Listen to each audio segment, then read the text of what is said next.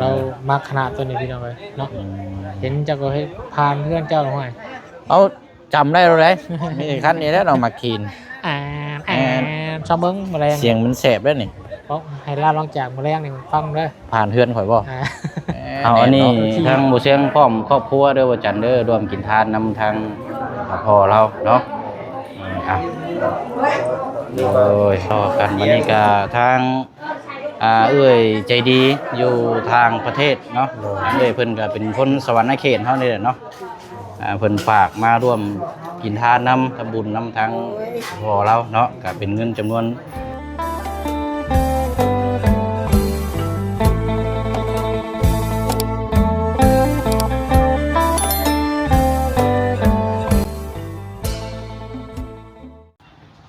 เด้อดีเข้ามาใส่ดือครัวมาแล้ววันนี้ไม่ค่าเขาเราดูค่าเนาะบอแล้วเราก็เป็นแม่ค่าโอ้เรารับได้ปลูกหมูว่าปีนี้นี่ปลูกหมูว่าอยู่นะเห็นบ่อยู่โดดเปิดห้านผ่านไปผ่านมาเนาะแวะชมได้3 แยกมันเพื่อบ่ต้องเข้าไปในบ้านนะยันมาเมื่อยแม่นมาหับลูกแวะเข้ามานี่เลยบ่ต้องเข้าไปบ้านยังจะมาเมื่อยไกลแวะเข้ามานี่ออกไปหน้าเลยไปร่วมเพื่อนดีพุ่นเนาะแล้วก็สิออกไปพุ่นได้ไปน้ำกันพี่น้องเห็นเนาะก็ถือว่าเป็นมื้อที่เปิดห้านเมื่อนี้พี่น้องเนาะกับบริมีพิธีอย่างมากมายพี่น้องเนาะเอาเปิดตั้งแต่ตี 5ก็ถือว่าเริ่มต้นตั้งแต่เมื่อนี้เลยเนาะดังปีใหม่เพื่อเลยพี่น้องถ้าว่าอยู่ดีไม่แห้งกะทำบุญบ้านคือเก่าเนาะกราบทักทายสบายดีและสวัสดีพ่อแม่พี่น้องเบิดสุขุสุคนเด้อพี่น้องเนาะพบเจอกันอีกคือเก่าคือเดิมเพิ่มเติมแน่เมื่อนี้ก็นี่แหละพี่น้องสำหรับทางทรงสการทางพอวจันทร์เนาะอาจจะเป็นช่วงเที่ยงช่วงบ่ายนี่แหละพี่น้องเนาะทางโมเชียงก็จะไปร่วมกินทานไปจับไปบายไปเบิ่งไปแย่งน้ำกันเนาะพอดีว่ามีทางเอ้ยใจดีอยู่ทางต่างประเทศนะพี่น้องเนาะเอ้ยเพิ่นนี่ก็ที่ซอยเขตทางเจืองทางลงห้างนี่แหละพี่น้องเนาะทางเอ้ยเพิ่นก็ได้ฝากเงินมาจำนวนหนึ่ง$100ฝากมาร่วมกินทานนั้นสำหรับทางบัวจันทร์พี่น้องเนาะจะได้ไปมอบให้ทางบัวจันทร์อยู่ในหน้างานเพิ่นแหละพี่น้องแล้วก็ถามพูดคุยน้ำกันเนาะจะขอบใจขอบบุญขอบคุณทางเอ้ยใจดีได้เด้อเนาะอยู่ทางต่างประเทศเนาะพี่น้องเนาะพร้อมครอบครัวขอให้อยู่ดีแม่งให้ร่ำให้ด้วยสุขกายสบายใจคิดยังทำยังก็ขอให้ประสบความสำเร็จเวียนงานการสร้างก็ขอให้เจริญก้าวหน้าเด้อเด้อเนาะสาธุเนาะเอากะอะไรพี่น้องเนาะห้านค้าเฮากะสิอยู่ประมาณนี้สร้างกำลังดำเนินการติดไฟอยู่กำลังเดินสายไฟดูนำกันว่าสิแล้วหรือบ่เนาะเอาแล้วก็ช่วงจบจากลงสการแล้วแล้วก็กลับมาบัดนี้พี่น้องเนาะมีของเสื้อผ้าทั้งแม่น้องเปียวพี่น้องเนาะแต่ว่ายังบ่บอกเลยพี่น้องเดี๋ยวมารุ่นน้ำกันเนาะอันนี้ก็จากทางพี่ใจดีอยู่ทางต่างประเทศเพิ่นมอบของขวัญก็ว่าได้นะพี่น้องของขวัญปีใหม่ว่าซั่นเนาะHappy New Year ว่าซั่นวันที่25เดี๋ยวได้นี่พี่น้องเนาะเอาจังได๋ก็รุ่นชมเบิ่งน้ำกันเนาะพี่น้องเนาะเอาก็สินำข้าวสารเนาะอันนี้ก็สิกินทานเพิ่นสิมีข้าวสารพี่น้องแล้วก็มีปัจจัยน้ำเนาะเชียงกสีร่วมกินทานน้ำก็จะ200,000เปิดเด้อเวลาเปิดทางการแล้วบ่ใส่ในนี่200,000ไปนอนเดี๋ยวร่วมกินทานกันเพราะละเดี๋ยวไปครับเนาะทั้งพี่ชายมาน้ำกันนั่นแหละพี่น้องก็สิขี่รถไปจอดพวกนั้นเพราะว่ามันยังนั่นแน่ทางแม่น้องเปียวกะคันว่ามีไผมาวนางเฝ้าก็จังไปซอยกับเจ้าเด้อเบิ่งน้ำกันลองโทรเบิ่งเนาะทางแม่ย่ากับบ่รับสายครับเราเครียดแล้วนี่พี่น้องเอ้ย เราเครียดแล้วนี่เนาะไปเฮากูได้ เข้าไปลูกขับสาย บ่รับสายลูกไข่ครับไม่ยาเครียดแล้วบาดนี้ลูกชายโทรไปก็บ่รับสายครับฮะ โทรใส่วินแว่บอก เอาซะ บอกเรามาเป็นไม่เปลวแล้ว พอดีแล้วซะเนาะยังทันอยู่ดอกเนาะ แต่ว่าเราไปหน้าได้มาจ้ะ เดี๋ยวนะ น่าจะเอาที่ถ่ายนี่ไปเฮาซ่อนรถนั่นแหละไปพี่น้องเนาะเดี๋ยวเฮาไปพุ่นแหละพี่น้องอยู่หน้างานไปร่วมทานน้ำกันเนาะส่งเรามือสุดท้ายท้ายสุดมื้อนี้พี่น้องเนาะไปพุ่นได้พบเจอกันนี่พุ่นไปพี่น้องเนาะมาฮอดหน้างานอันนี้ยังเช้าอยู่หากับ9 โมงน้อยๆประมาณช่วง11 โมงเนี่ยคนสิหลายเนาะสิมากินข้าวอยู่นี่ก็ช่วงประมาณเที่ยงบ่ายก็แม่นเริ่มขบวนแล้วพี่น้องไปเนาะ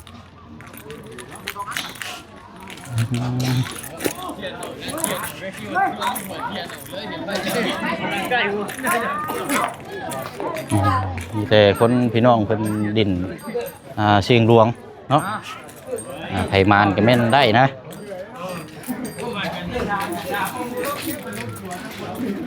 โอ้โดยเป็นลายถุงฮะเป็นลายถุงได้เอาสบายดีเด้อเนาะวินเนอร์ สบายดีลูกสบายดีลุงเชียงก่อน จ้างกันไปจ้างกันแล้ว ตาขึ้นมาติงต้องแทะตา สบาย เห็นบ่เนาะนี่โมเมนต์สิใหญ่มานี่2พุ่นบ่จักนี่บ่ใส่2ระบบบ่จัก ตาติงต้องแท้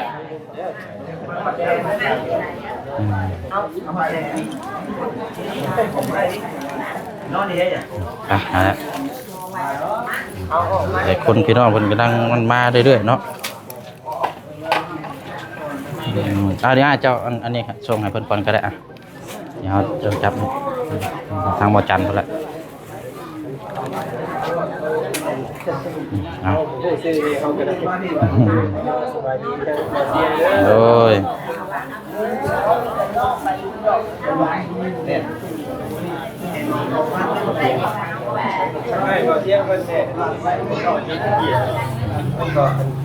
ใช่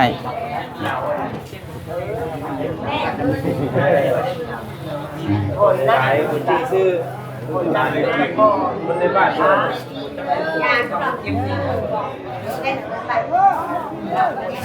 เลิกแล้วเนาะนั่ง ไปใช้ไปก่อน เอาใส่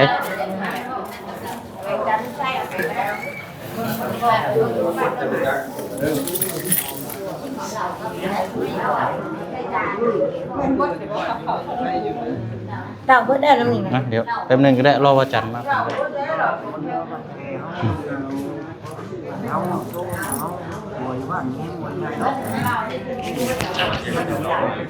ฮะ น้ำเงินเจ้าเห็ดเหล่าบ่มีบ่ คือว่ามีอยู่ลองไปเบิ่ง นี่อยู่บ่ คือว่ามีอยู่ ได้เดี๋ยวไป มันก็ให้มาพี่ก้อนเจ้าน่ะ ก็เลยเทศจุด เอ นี้ อ ให้นี่ได้การ นี่นะกระเป๋าเอาไปบ่ยังบ่ได้บ่ยากบ่โอเคเอาอันนี้ทางบ่เสียงพร้อมครอบครัวเด้อว่าจันเด้อร่วมกินทานนำทางพ่อเราเนาะอ่ะโอ้ย เสียงเสียงกับครอบครัว โอ้ยบอกแล้วแล้วเนาะ ขอบใจทางเราเสียงหลายๆเนาะ ก็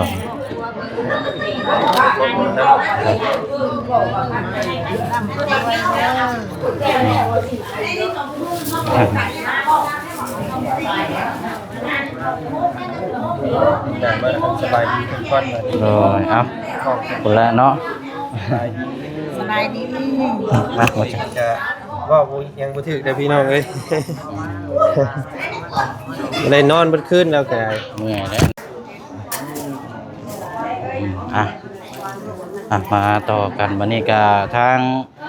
เอ้ยใจดีอยู่ทางประเทศเนาะเอ้ยเพิ่นก็เป็นคนสวรรค์เขตเฮานี่แหละเนาะเพิ่นฝากมาร่วมกินทานนำทำบุญนำทั้งพ่อเราเนาะก็เป็นเงินจำนวน2ล้านกับ1แสนกีบเด้อบ่จันเด้อทั้งเอ้ยเพิ่นบ่ให้ออกสื่อประสงค์ออกนามเนาะแต่ว่าเป็นเอ้ยเคสที่ซอยทั้งน้องเจืองทั้งน้องหังเฮานี่แหละเนาะอ่ะ สาธุเนาะเอาทางตัวแม่ก็บอกทางตัวพ่อเพิ่นเด้อเอ้ยใจดีเพิ่นบ่ออกชื่อออกเสียงเนาะเพิ่นรวมกินทานนำทางตัวแม่เพิ่น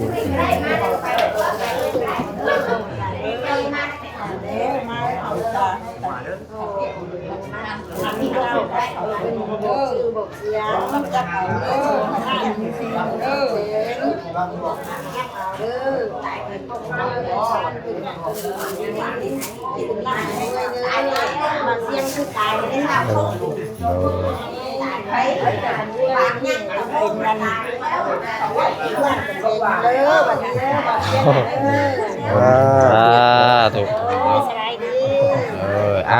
นั่นแหละเนาะบ่จันกะบ่มีหยังจะต่อบุญแทนคุณเด้อเอ้ยเด้อเนาะมีแต่คำเว้าคำจานี่แหละเนาะคำใส่พรเนาะขอบใจขอบพระคุณเอ้ยหลายๆที่ร่วมกินทานนำครอบครัวของบ่จันเนาะผู้เป็นพ่อมื้อนี้ก็เป็นมื้อสุดท้ายเนาะที่ได้เห็นเพิ่นอยู่ในเฮือนพี่น้องเอ้ยก็สิได้ไปส่งสการเพิ่นช่วงบ่าย3 โมงเนาะ2 โมงเคลื่อนออกไปว่าซั่นนะทางบ่จันเองก็ขอให้เอ้ยเนาะพร้อมด้วยครอบครัวจงอยู่ดีมีแฮงเด้อจงมีแต่ความสุขความเจริญเนาะทานมื้อเช้าให้ได้ข้าวมื้อแลงเนาะยามรับก็ขอให้ได้เงินหมื่นยามตื่นก็ขอให้ได้เงินแสนเงินล้านเอ้ยเด้อเนาะทานมาสำนี้ไหลขึ้น100 เท่าพันเท่าพุ่นเด้อเนาะสาธุ ถูกเนาะ โดยทางบ่เสียงคือกันนั่นแหละเนาะเป็นสะพานบุญก็ขอให้เจริญรุ่งเรืองหน้าที่การงานเด้อบ่เสียงเด้อ ถูกเนาะ ขอบใจหลายๆเนาะ อันนี้เนาะก็เดียวทั้งเพิ่นก็สิมาร่วมเนาะพี่น้อง หลายพี่น้อง หลาย เพิ่นกำลังทางมันก็จะแคบแน่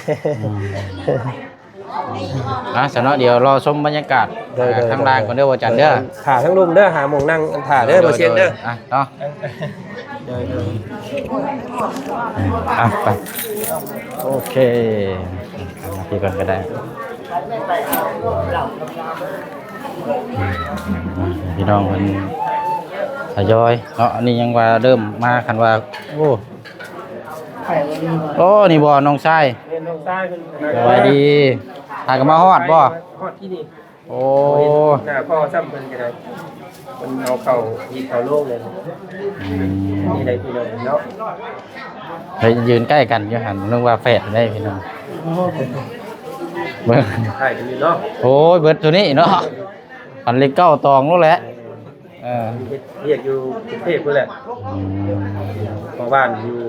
ห่าง เป็นเพราะวาด พ่อบ้านทำความสะอาด อ๋อนึกว่าเพราะวาดเนี่ย แล้วฝากเนี่ยฝากตัวเพิ่นแม่เพิ่นมาส่งพ่อตอน ดีแล้วเนาะ คืนสู่เวียกสู่งานเก่า จบเวียกจบงานแต่เฮาก็ลุยเวียกด้วยงานคือเก่ามานำครอบครัวบ่เลยบ่ เงินมากับเมียสาวเวียกสาวงานทั้งดุม มีลูกแล้วบ่ เป็นแล้วลูกสาวคนนึง โอ้ คนภาคใต้คนแหละภาคเซ่ อยู่ปากเช เมืองโคงที่น่าแล้ว เมืองคง เมืองโคงที่น่า อ๋ออยู่ไกลได้ ใกล้ เนาะ สุดคนแหละ ไก่วีพีอย่างเท่าไหร่คนเพ่ง คนเก่ง โอ้เอาสนอคันว่าอยู่พุ่นเฮามีโอกาสจังลกไปสนอบ่จันเนาะเยี่ยมยามคงคืออันบงมุนรถ บ้านไม่เท่าบ้านไม่เท่าไงเพื่อนอยู่บ้านเตียงมันไปเลย ห่างเนาะ นั่นแหละบ้านไม่เท่าปักซองหาหนาวปักซองเส้นในเงา ช่องเรียนหนาว ปากซองแดนนาวเนาะเอาคุณเคยกันดีปากซองแดนนาวนี่อันมีแต่ว่าวันนี้สิได้บวชอยู่บ่ เรียน อาจาร บวช ย์จัง น้ำกันเบิดนี่แหละนั่นบ่เคยใจว่าสิบวชในพ่อครั้งสุดท้าย สุดท้ายบวชน้ำกันมาเลยเนาะว่าได้ลูกชาย2 คนเนาะ ชายลูกสาว สาว สาวกับบวชซี่ กับบวชชีเนาะ แต่เราบุญเพิ่นและเบิ่งทั้งนี้แดนโยกผู้โยกคนค่ะ นั่นแหละทางบ่บุญสารวัตรเนาะบุญไปแล้วทางนั้นเดี๋ยวสิลงไปเยี่ยมยามแล้วอยู่ทางนั้นกัน เอาหาชื่ออุปกรณ์ให้เพิ่นก่อน โดยป้าซะเนาะเอาเป็นแต่ว่าแน่เนาะมื้อนี้ก็ ขอบใจด้วยนะ เอาบุญให้เราเนาะที่น้ำกันสู้ๆเนาะไปเดี๋ยวลงนอกก่อนบัดนี้เนาะ บ่พอเพิ่นบ่จักแลซะ มาข้างล่างพี่มันเป็นต้นตาลเนาะหาต้นเดียงสาลายอยู่ปานฟ้าเพชรพี่น้อง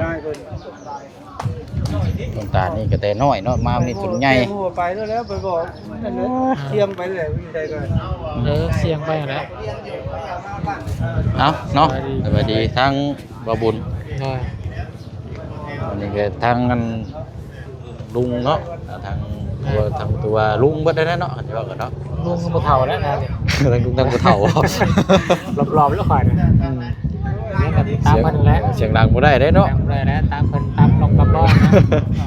เพิ่นเอาไว้จังได๋ก็ตามเพิ่นแล้วพี่น้องเลยเนาะ แม่นได้บ่เพิ่น แต่ว่าเฮามีหน้าที่เบิ่งนั่นแหละเบิ่งซอยกันพี่น้องเลยเนาะซอยกันแล้วก็ตีซอยกันนั่นแหละ วันนี้เครื่องทั้งพุ่นได้เสียพร้อมเบิดหรือว่าบ่บุญทั้ง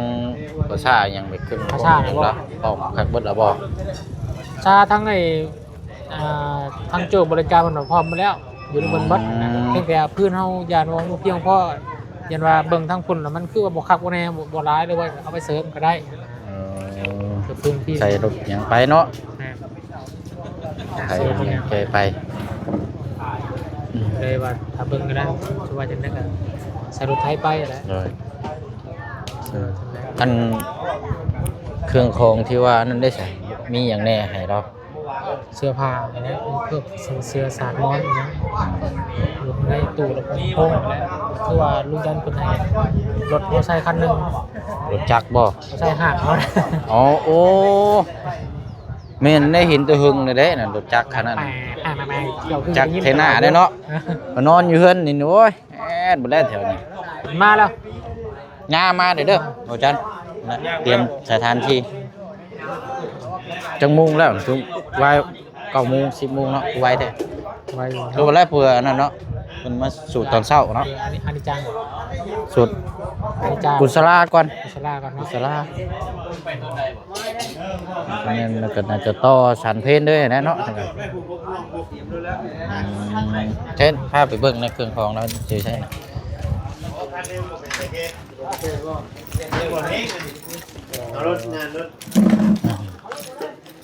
อยู่ในที่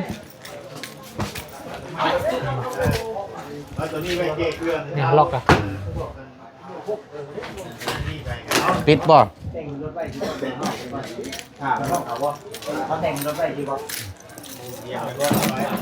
เปิดด้วยรถเป็นยัง จังหวะ มันจังหาแนวหนีบไว้ ไม่ได้แบบเสียพวกนี้เครื่องของเรา ทางยา อันนี้ เนาะ คือข้าวมาแขกเราอะข้าวซอยเบี้ยวนี่ ตลาดของเพื่อนเพื่อนตลาดนี้ พลังกันนี่แบบ มีเด็กสาวอะไรสิ เสื้อผ้าให้ซื้อ ทูบกับจุดละลายเนี่ยทูบกับคือหมอดบ่ได้ โอ้ตายแล้วไปก็ลงเลย ทูบอีกเอาเล็กเนาะพี่น้อย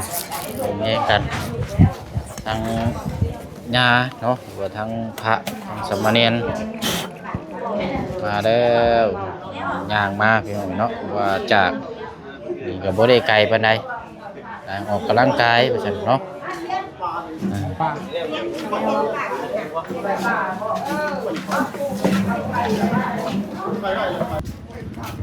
เอามาเบิ่งก่อนเนาะ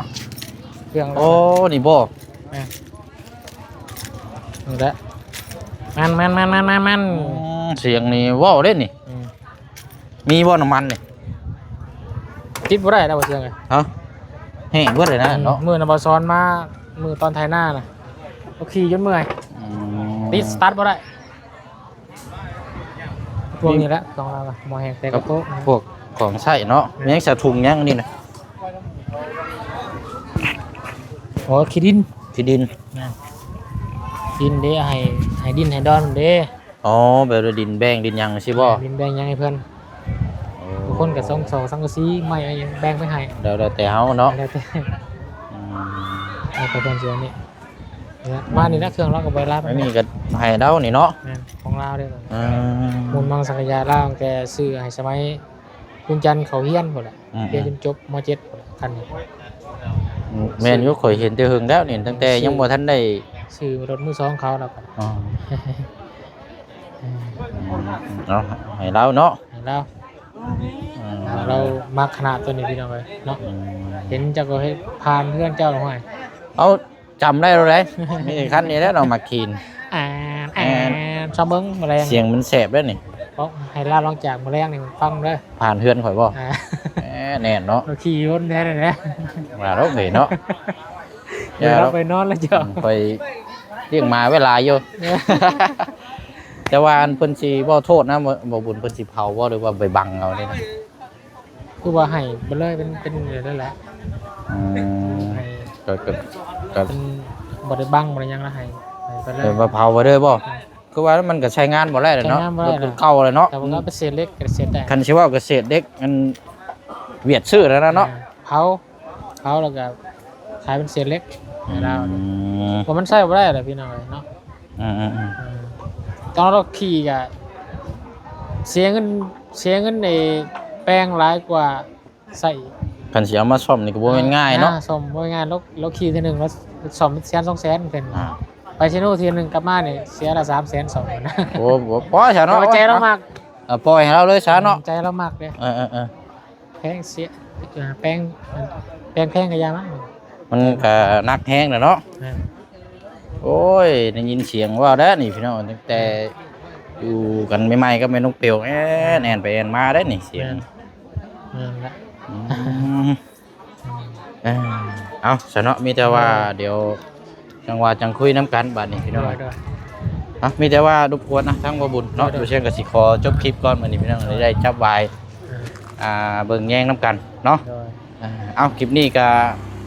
ขอมกขอบใจขอบบุญขอบคุณทางเอื้อยใจดีละลายเด้อเนาะอยู่ทางต่างประเทศเนาะพี่น้องเนาะเพิ่นได้ฝากเงินมาจำนวน$100เนาะแต่เป็นเงินกีบเฮาก็อยู่ในเดทตอนนี้ก็2ล้านกับ100,000กีบเนาะรวมบินทานนำทางปบจันทร์นี่แหละพี่น้องเนาะเอาในรายการนี่แหละพี่น้องเนาะขอมกขอบใจขอบบุญขอบคุณทางเอื้อยละลายเด้อเนาะพร้อมครอบครัวขอให้อยู่ดีมีแห้งให้ร่ำให้ด้วยสุขกายสบายใจความเจ็บไม่ได้ความไข่ยาสุมีเนาะเอาจังได๋ก็เฮาติดตามเบิ่งนำกันจนแล้วจนทั่วเพิ่นแหละมื้อนี้กับพี่น้องเนาะส่งสการครั้งสุดท้ายเนาะรวมเป็นกำลังใจให้ทางผู้อยู่แล้วก็ส่งวิญญาณให้ทางผู้ล่วงลับไปให้อยู่สวรรค์ชั้นฟ้าเนาะบ๊ายบายพี่น้องเด้อพบเจอกันในคลิปหน้าสบายดีเนาะ